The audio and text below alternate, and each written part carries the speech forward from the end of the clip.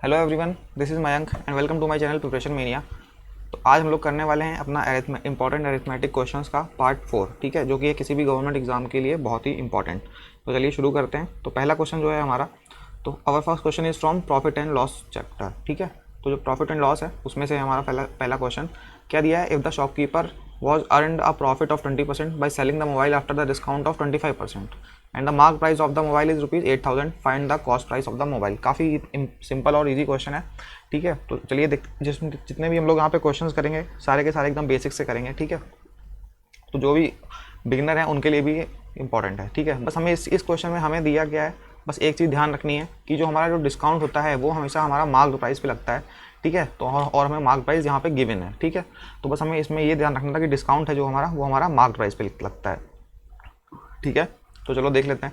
हमारा गिवन है mark price, ठीक है, 8,000 रुपये ये हमारा गिवन था, ठीक है। 8,000 रुपये हमारा क्या था, मार्क प्राइस। इस पर हमने क्या किया, इस पर हमने 25% डिस्काउंट दिया। 25% कितना होता है, 1/4, ठीक। 25 जो परसेंट होता है वो हमारा कितना होता है, 1/4। तो हमने उसमें से 1/4 ये होता है, हमने इसमें से 1/4 माइनस कर दिया, ठीक है। इसका 1/4 कितना होता है, 1/4 होता है 2,000। तो 25% का डिस्काउंट दिया, मतलब 2,000 का दिया। अब हमने इसको कितने में बेचा, 6,000 रुपये में ये इसको बेच दिया। तो ये क्या हो गया, इसका सेलिंग प्राइस हो गया। मतलब हमने 25% डिस्काउंट देके उसको 6,000 रुपये में बेच दिया। बोला कि तब भी उसको क्या हो रहा है, तब भी उसको 20% का प्रॉफिट हो रहा है, ठीक है। तो प्रॉफिट परसेंट हमारा क्या होता है, 20%। 20% की वैल्यू क्या होती है, 1/5। तो 5 हमारा होता है CP और ये होता है हमारा प्रॉफिट। तो CP 5 रुपये है कॉस्ट प्राइस और उस पर 1 रुपये का प्रॉफिट है। तो हमारा SP क्या हो जाएगा, SP हो जाएगा हमारा 6 यूनिट्स। बट हमारा यहाँ पे कितना है, 6,000 यूनिट, 6,000। तो 6 यूनिट्स इज इक्वल टू 6,000। तो 1 यूनिट इज इक्वल टू 1,000। अब हमें निकालना क्या है, find the cost price of the mobile. तो कॉस्ट प्राइस की वैल्यू कितनी है, 5 यूनिट्स। तो 1 यूनिट की निकल आई, तो 5 यूनिट्स की वैल्यू कितनी हो जाएगी, 5,000। So 5,000 is our right answer. So option number A is correct. I hope समझ में आ गया होगा, काफ़ी इजी क्वेश्चन था। Let's move to the next question. तो जो सेकंड क्वेश्चन है वो है हमारा बोट एंड स्ट्रीम से, ठीक है। तो ये बहुत ही स्पेसिफिक टाइप है और बहुत ही इंपॉर्टेंट है, मोस्टली एग्जाम्स में पूछा गया हुआ क्वेश्चन है, ठीक है। तो इसको मैं शॉर्ट में बताऊंगा, ठीक है। जो सबसे इसकी बेस्ट ट्रिक अभी तक निकली है उसको उससे मैं बताऊंगा। अगर आपको किसी और मेथड से आता है तो प्लीज़ उसको एक बार देखिएगा ज़रूर, ठीक है। तो बस बोट एंड स्ट्रीम में सबसे पहले कॉन्सेप्ट देख लेते हैं। एक हमें बस 2 चीज़ों को यहाँ पे होना चाहिए, पता होना चाहिए कि एक क्या होती है, एक होती है हमारी डाउन स्ट्रीम, ठीक है। तो जिन्हें पता है उनके लिए तो बढ़िया है, जिन्हें नहीं पता वो देख लीजिए। डाउन स्ट्रीम क्या होता है कि डाउन स्ट्रीम ये नदी की चाल है, मतलब इस साइड जा रही है, तो हमारा जो नाव है यहाँ पे वो भी इसी साइड जा रही है, ठीक है। तो नदी की सपोज स्पीड है S और नाव की स्पीड है V, ठीक है। तो इधर जाएगा उसके साथ में ही जाएगा, तो V+S हो जाएगा। बस हमें यहाँ पता होना चाहिए कि डाउन स्ट्रीम में V+S होता है। अब स्ट्रीम में क्या होता है, नदी इधर जा रही है बट जो हमारी नाव है वो इधर जा रही है। तो ये इसकी स्पीड S है और इसकी स्पीड V है, तो V-S। इसकी जो स्पीड होगी अब स्ट्रीम की वो होगी हमेशा V-S। बस इतनी सी चीज़ हमें ध्यान रखनी है और हमारा क्वेश्चन सॉल्व हो जाएगा। तो चलिए देख लेते हैं कैसे सॉल्व करते हैं इस टाइप के क्वेश्चंस को, ठीक है। क्या दिया है, the boat travelled 36 kilometre down stream and 12 kilometre up stream in 5 hours and also the boat travelled 18 kilometre down stream and 12 kilometre up stream in 4 hours. Find the what is the speed of stream. देखो हमें दोनों down stream दिया है, up stream दिया है और time इसका constant, ठीक है, टाइम दिया है। तो टाइम टोटल टाइम होगा, टाइम क्या होता है, time equal to distance upon speed. तो बस हमें यही लगाना है। डिस्टेंस कितना है, और 36 किलोमीटर, थोड़ा सा साफ कर लेता हूँ, ठीक। तो डिस्टेंस हमारा कितना है, 36 अपॉन स्पीड, टाइम को डिस्टेंस अपॉन स्पीड। स्पीड क्या थी डाउन स्ट्रीम में, मैंने बताया डाउन स्ट्रीम में क्या होता है, V+S। तो 36 अपॉन V+S, ठीक, प्लस 12 किलोमीटर दिया, 12 अपॉन अप स्ट्रीम की अप स्ट्रीम क्या होता है, V-S, ठीक, और इज इक्वल टू टाइम। तो ये हमने लगा दिया, टाइम टोटल टाइम था। एक इक्वेशन हमारी ये आ गई और अगली वाली इक्वेशन में देते हैं क्या लिखा है, और क्या लिखा हुआ है, 18 किलोमीटर, ठीक है। तो 18 किलोमीटर अपॉन डाउन स्ट्रीम है, ठीक है। तो डाउन स्ट्रीम क्या होता है हमें पहले से पता है, V+S, प्लस अप स्ट्रीम क्या होता है, 12 upon V-S is equal to 4 hours. ये हो गई हमारी सेकेंड इक्वेशन, ठीक है। तो बहुत लोग होते हैं वो क्या करते हैं इन टाइप के क्वेश्चंस को, इसमें से पहले इसका एलसीएम लेंगे, ठीक है, मतलब वो इस टाइप से लिखेंगे, मैं लिख के बता रहा हूँ। 36 अपॉन एलसीएम हो जाएगा V square minus X square, फिर यहाँ पे हो जाएगा V minus S plus 12 V plus S is equal to 5, फिर इसको उधर ले जाएंगे तो हो जाएगा V square minus S square, फिर ये बन जाएगी हमारी क्वाड्रेटिक, और जो कि सॉल्व होने में कम से कम 15 से 20 मिनट ले जाएगी डेफिनेटली। बट हमें क्या करना है, इस टाइप के क्वेश्चंस को कभी भी इस टाइप से अटेम्प्ट नहीं करना है, क्योंकि हमारे पास जो टाइम होता है वो होता है हर क्वेश्चन के लिए मैक्सिमम 1 मिनट, ठीक है, मैक्सिमम टू मैक्सिमम 1 से 1.5 मिनट ही होता है। तो हमें इस टाइप से क्वेश्चन नहीं करना है, हमें करने किस हिसाब से क्वेश्चन है जो इसकी इस टाइप के हर क्वेश्चन में वो ट्रिक लगेगी। तो ठीक है, तो चलो देख लो फटाफट कैसे करते हैं। ठीक है, तो हमें करना क्या है हमेशा इस टाइप के क्वेश्चंस में कि जो हमारा ये है डाउन अपस्ट्रीम, ठीक है, ये देखो ये वाला जो अपस्ट्रीम है, यहाँ पे v माइनस एस की जगह एक ऐसी वैल्यू रखनी है जिससे ये भी कटता हो और ये भी डिविजिबल होता हो, ठीक है, दोनों डिविजिबल होते हो तो हमारा और फिर ठीक है। तो चलो देख लेते हैं। तो हमने यहाँ पे v माइनस एस की जगह 4 रख दो, ठीक है, सपोज कोई भी रखो, 2 भी रख सकते हो, 4 ले लिया। तो v माइनस एस की जगह जब हम 4 रखेंगे तो हमारी इक्वेशन क्या बनेगी, 36 upon V plus S plus 12 upon V minus S की जगह 4 रख दिया इज इक्वल टू 5।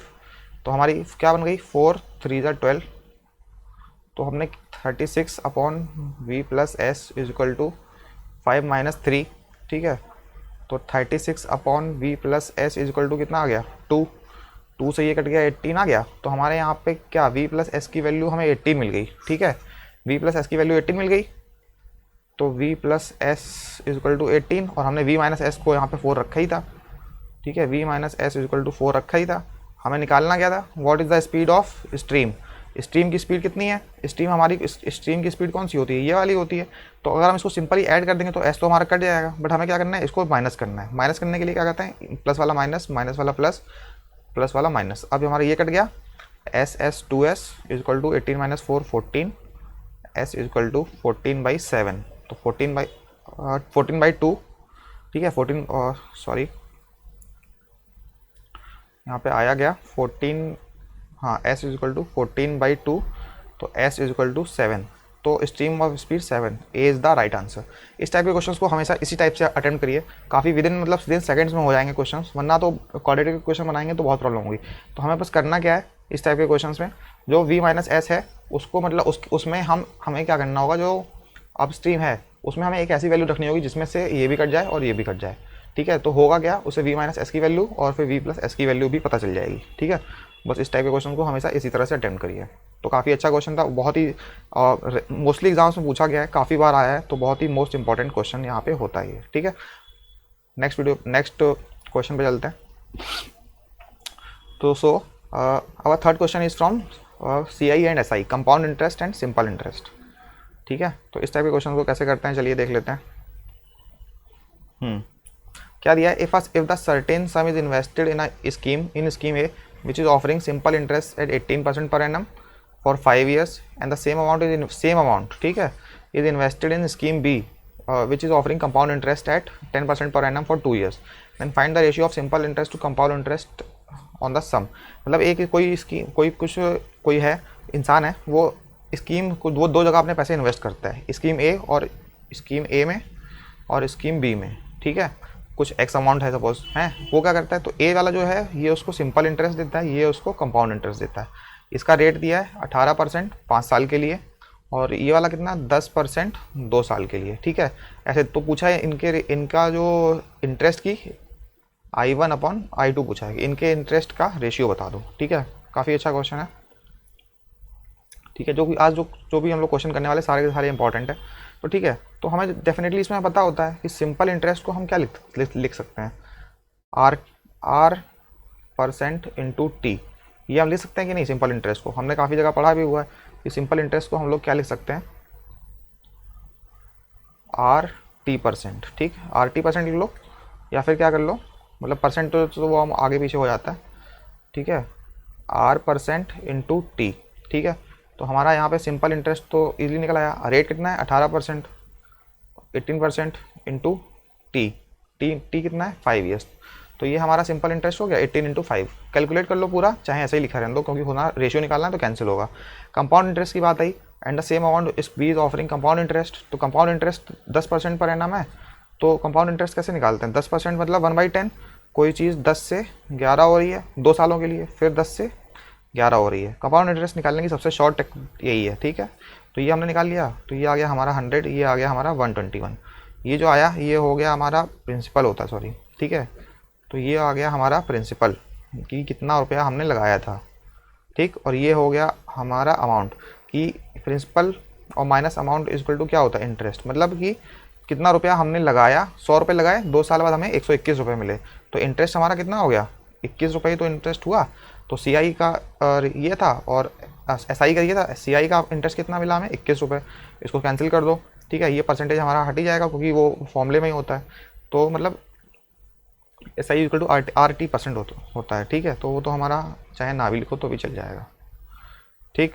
तो अब इसको सॉल्व कर लो फटाफट। ये अपॉन में है तो ये मतलब रेशियो निकाला है हमने, ठीक है।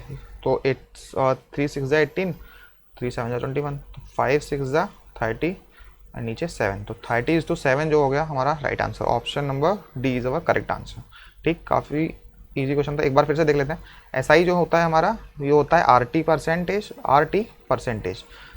ठीक। आर कितना है हमारा 18 इंटू टाइम कितना है 5 ये। और कंपाउंड इंटरेस्ट 10% का रेट है, तो मतलब 10 से 11 ये सबसे बेस्ट टेक्निक है कंपाउंड इंटरेस्ट निकालने की। तो 100 रुपये हमने लगाए, हमें मिल रहे कितने? 121 रुपये। तो हमें इंटरेस्ट कितने का मिला? ब्याज 21 रुपये का।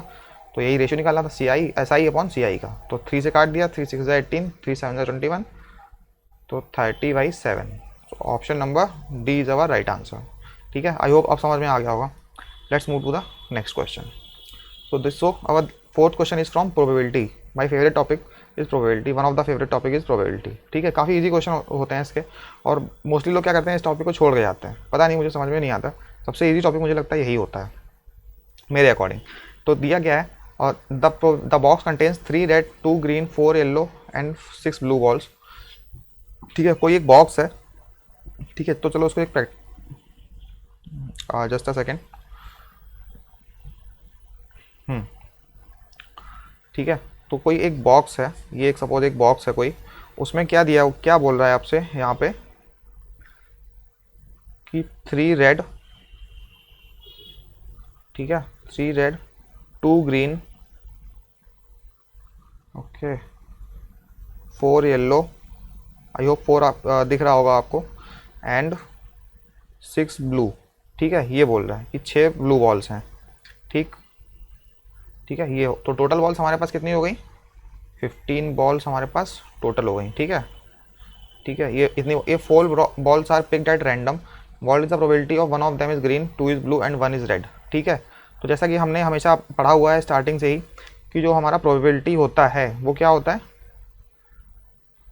एनी अपॉन एन एस, ठीक है, जो कि मैंने हमेशा बताया हुआ है। एनी अपॉन एन एस मतलब ऊपर क्या आता है? नंबर ऑफ इवेंट्स पॉसिबल, और नीचे होता है टोटल इवेंट्स पॉसिबल, ठीक है। तो टोटल इवेंट्स हमारी तो कितने होंगे? 15 बॉल्स हैं, और 15 में से हमें टोटल कितनी 4 बॉल्स निकालनी है। 15 में से 4 सिलेक्ट करने के कितने वेज हो गए? 15C4। ये मैंने आपको, जिसने पहली वीडियो नहीं देखी है ना, पहली 3 वीडियो, उनमें जब तो हमने प्रोबेबिलिटी के क्वेश्चन कराए हैं वो भी अच्छे हैं, तो एक बार प्लीज़ ज़रूर देखिएगा, काफ़ी अच्छा सा समझ में आएगा आपको। प्रोबेबिलिटी के सारे इस टाइप के क्वेश्चन होंगे वो क्लियर हो जाएंगे। तो टोटल हमारे पॉसिबल जो वेज हो गए 15C4। अब हमें पूछा गया one of them is green, तो ग्रीन हमारे पास कितने हैं? 2 हैं, तो दो में से एक सिलेक्ट करने के कितने में? 2C1।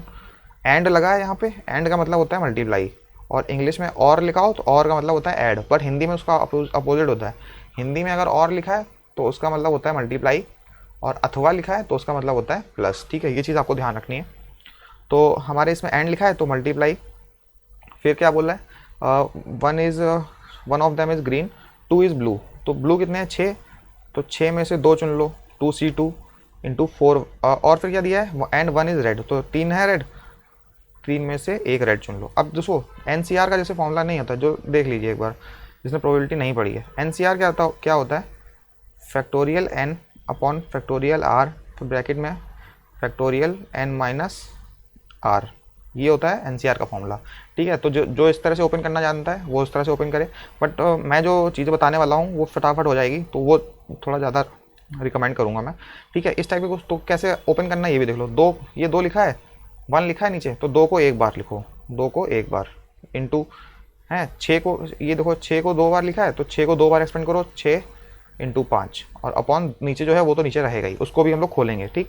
इंटू अब 3 को क्या लिखा है, 3 को एक बार लिखो तो 3 अपॉन 15 लिखा है, 15 को 4 बार, मतलब 15 को 4 पीछे ले जाओ, 15 15 उसमें 15 इंक्लूड 14 इंटू 13 इंटू 12 अपॉन 4 को भी पीछे ले जाएंगे, ठीक है, 4 3 2 और 1 तो 1 चाहे लिखो चाहे ना लिखो, ठीक। अब इसको हम सॉल्व कर लो फटाफट, कितने सॉल्व कैसे करेंगे, ठीक है। तो जो हमारा ये 2 है ये इससे कट गया, 4 3 जा 12, 12 ये कट गया, 2 7 जा 14, तो हमारा आया गया 6 5 जा 30 और 33 जा 90, तो 90 अपॉन कितना आ गया 15 7 जा 105 इंटू 13, ये हमारा आ गया था, ठीक है। अब इसको सॉल्व कर लो, 15 6 जा 90, 15 7 जा 105, तो हमारा आंसर कितना आया 6 अपॉन 13 7 जा 91, तो 6 upon 91 is our correct answer, option number C. Within seconds में होने वाला क्वेश्चन है, बस एक बार कॉन्सेप्ट्स मतलब बिल्कुल अगर क्लियर होने चाहिए, ठीक है। तो ये जो टेक्निक है जो मैंने बताई आपको, इसको एक्सप्लेन करने की बहुत ही बेस्ट है, एनसीआर लगाने की ज़रूरत नहीं है, ठीक है। काफ़ी हमारे मतलब ताम झाम बढ़ जाता है, बहुत ज़्यादा कुछ चीज़ें एलेबोरेट हो जाती हैं, वो होती लास्ट में कैंसिल ही हैं, तो आंसर हमारा ये आएगा, ठीक है। तो आई होप समझ में आ गया होगा। लास्ट क्वेश्चन पे चलते हैं अपने। ये जो हमारा टॉपिक है एजेस से, ठीक है, रेशियो एंड प्रोपोर्शन के अंदर एक पार्ट होता है एजेस, वहाँ से, तो काफ़ी ये भी काफ़ी इंटरेस्टिंग टॉपिक है, चलिए देख लेते हैं। तो क्या दिया है, 4 years ago the average ages of 5 persons A B C D and E is a prime number. 4 साल पहले मतलब 5 व्यक्तियों की औसत आयु एक मतलब प्राइम नंबर है। इफ़ एज ए की एज जो है वो 50% है सी से, ठीक है।